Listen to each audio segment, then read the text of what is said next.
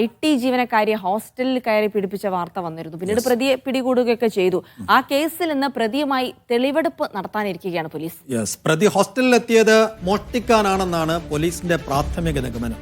പ്രദേശത്തെ 2 വീടുകളിൽ പ്രതി മോഷണത്തിന് കയറിയിരുന്നു. ശാസ്ത്രീയ പരിശോധനകൾക്ക് ശേഷം അറസ്റ്റ് രേഖപ്പെടുത്തി പ്രതിയെ കോടതിയിൽ ഹാജരാക്കും.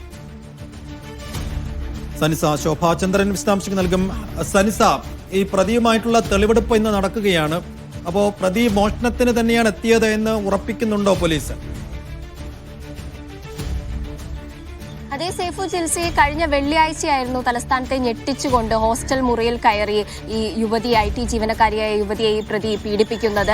ഇത്തരത്തിൽ ഈ പ്രതി രാവിലെ ആയിരുന്നു, IT ജീവനക്കാരി ആയതുകൊണ്ട് തന്നെ നൈറ്റ് ഷിഫ്റ്റ് കഴിഞ്ഞ് എത്തിയതായിരുന്നു. അത്തരത്തിൽ നൈറ്റ് ഷിഫ്റ്റ് കഴിഞ്ഞ് എത്തുന്നത് കൊണ്ട് തന്നെ ഹോസ്റ്റൽ മുറിയുടെ പ്രധാന വാതിലോ അതുപോലെ തന്നെ അവരുടെ മുറിയുടെ വാതിലോ പൂട്ടാൻ കഴിഞ്ഞിരുന്നില്ല. ഇത്തരത്തിൽ നൈറ്റ് ഷിഫ്റ്റ് കഴിഞ്ഞ് എത്തുന്നവർ അവിടെ ധാരാളം ഉണ്ട് താനും. അത്തരത്തിലുള്ള ഒരു സാഹചര്യം മുതലെടുത്താണ് ഈ പ്രതി അവിടെ മോഷണത്തിനായി കയറുകയും ഈ യുവതിയെ പീഡനത്തിന് ഇരയാക്കുകയും ചെയ്തത് എന്നാണ് പോലീസിന്റെ നിഗമനം.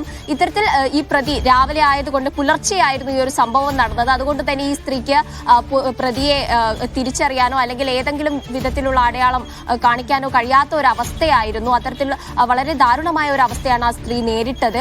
ആ ഒരു സാഹചര്യത്തിൽ CCTV കേന്ദ്രീകരിച്ച് നടത്തിയ അന്വേഷണത്തിൽ, ആ ഹോസ്റ്റലുമായി ബന്ധപ്പെട്ട് നടത്തിയ അന്വേഷണത്തിലാണ് ഈ പ്രതിയിലേക്ക് എത്തിയത്. പ്രതി തമിഴ്നാട് മധുര സ്വദേശിയാണ്. അപ്പോൾ ഈ CCTV വഴി ഈ പ്രതിയുമായി നടത്തിയ ഈ പ്രതിയിലേക്ക് പല ആളുകളിലേക്ക് അന്വേഷണം നീണ്ടു. അത്തരത്തിലാണ് ഈ പ്രതിയെ നോട്ട് ചെയ്യുന്നത്. അങ്ങനെയാണ് പോലീസ് ഇയാൾ 2 വീടുകളിൽ, സംഭവ സ്ഥലത്തെ കഴക്കൂട്ടത്ത് തന്നെയുള്ള 2 വീടുകളിൽ മോഷണ ശ്രമത്തിനായി കയറിയിരുന്നതായും അവസാനം ഈ സ്ത്രീയുടെ യുവതി താമസിക്കുന്ന ഹോസ്റ്റലിൽ എത്തുകയും ഈ യുവതിയെ പീഡനത്തിന് ഇരയാക്കുകയായിരുന്നു എന്ന ഒരു നിഗമനത്തിൽ പോലീസ് എത്തുന്നത്. ഇനിയും തെളിവുകൾ ശേഖരിക്കേണ്ട ഒരു സാഹചര്യത്തിലേക്കാണ് കാര്യങ്ങൾ നീങ്ങുന്നത്. കൂടാതെ തന്നെ ഈ പ്രതിയെ ഇന്ന് ഈ സംഭവ സ്ഥലങ്ങളിലൊക്കെ കൊണ്ടുപോയി തെളിവെടുക്കും. അതുപോലെ തന്നെ തിരിച്ചറിയൽ പരേഡ് ഉണ്ട്, ഫോറൻസിക് ബാക്കിയായിട്ടുണ്ട്. അതുപോലെ മെഡിക്കൽ വിവിധ ശാസ്ത്രീയ പരിശോധനകൾക്ക് ശേഷമായിരിക്കും അറസ്റ്റ് രേഖപ്പെടുത്തി കോടതിയിൽ ഹാജരാക്കുക. എന്തുകൊണ്ടും ഈ സ്ത്രീകളൊക്കെ വളരെ രാത്രികാലങ്ങളിലും ജോലി ചെയ്ത് നൈറ്റ് ഷിഫ്റ്റ് ഒക്കെ എടുത്ത്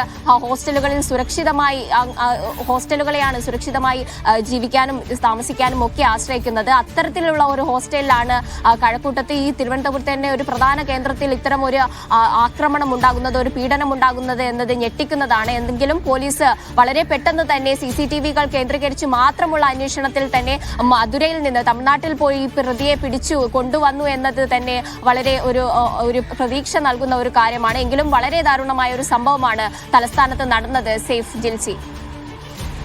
ശരി, സനിസ ശോഭാചന്ദ്രനാണ് വിവരങ്ങൾ നൽകിയത്.